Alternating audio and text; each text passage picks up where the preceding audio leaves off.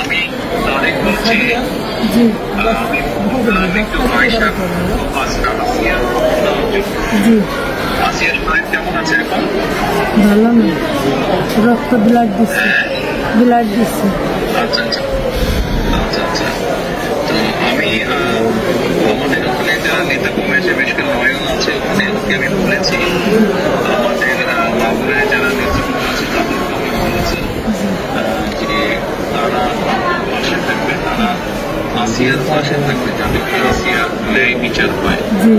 আসিয়ার সাথে যারা অন্যায় করেছে তারা যাতে শাস্তি পায়। এর জন্য আমাদের অবস্থান থেকে আমরা চেষ্টা করব, যতটুকু সম্ভব আমরা চেষ্টা করব যাতে দেশের আইন অনুযায়ী আপনারা যাতে সঠিক বিচার এবং একই সাথে আমি নয়নকে বলেছি যে আসিয়ার জন্য চিকিৎসার জন্য যেসব ব্যবস্থা নেওয়া সম্ভব সেই সব ব্যবস্থাগুলো আমরা চেষ্টা করবো আমাদের দলের অবস্থান থেকে। না, ওই নয়ন ভাই খুব করেছে আমার জন্য। আমার যে খোলাফান আছে আমরা সারা রাত যাবে, আমার জন্য যা লাগে সব দিচ্ছে। আমরা ওনার নির্দেশও করেছি। আপনার কাছে একটু আবদার, যেমন ছোট বলি আপনি যদি দেখতেন ওই বুকগুলো খরিদগুলো বিক্রি করেছে, তাহলে আপনারই কেন যাচ্ছেন কি জঘন্য খারাপ করেছে আমার মনে শুনে। আপনার কাছে এইটুকু অনুরোধ যে আমার শাস্তি তো দেবেনি, আর আমার দিকে মনে ক্ষতি করেছে একটু আপনার কাছে আবদার চাইও, একটু দিলাম আমি।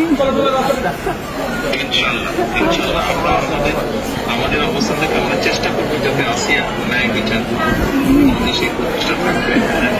আপনি চিন্তা করবেন না, আসিয়ার চিকিৎসার জন্য যা কিছু প্রয়োজন আপনি যদি কিছু মনে করেন আমাদেরকে জানাবেন, ঠিক আছে? এতে নিয়ে টেনশন করবেন না।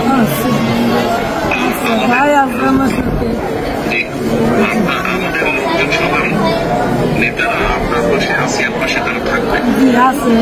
নয়ন ভাই, আপনি নয়ন ভাই আছে, আপনি আছেন, আপনি তো সব দেখতেন, তারপরে আমার দেখতে কি যায়। আমি তো এই দোয়াই করি যাতে আমার বইটা বই ফেরত আসে। টেনশন করবেন না, চিন্তা করবেন না, দেশের মানুষ আপনার পাশে আছে। দেখতেছি তুমি। আচ্ছা আচ্ছা দোয়া করবেন। ইনশাল্লাহ দোয়া করি, ভালো থাকবেন। জি, আসসালামু আলাইকুম। জি স্যার, আসসালামু আলাইকুম স্যার। আসসালামু আলাইকুম। আসসালামু আলাইকুম।